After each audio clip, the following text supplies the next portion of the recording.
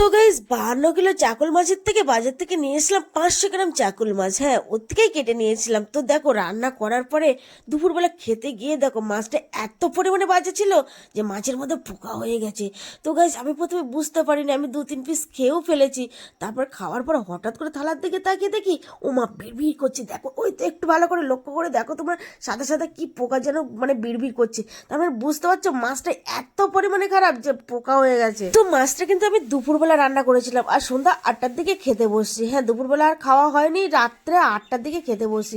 তো এইটুকু সময়ের মধ্যে মাছটার মধ্যে পোকা হয়ে যায়। তো তার মানে বুঝতে পারছো এই বড় মাছগুলো ওরা কিভাবে রাখে। হ্যাঁ, নিশ্চয়ই কোনো ইঞ্জেকশন বা কোনো মানে ওষুধ ফষুধ দিয়ে রাখে, তার জন্য মাছটা এইভাবে পোকা হয়ে গেছে।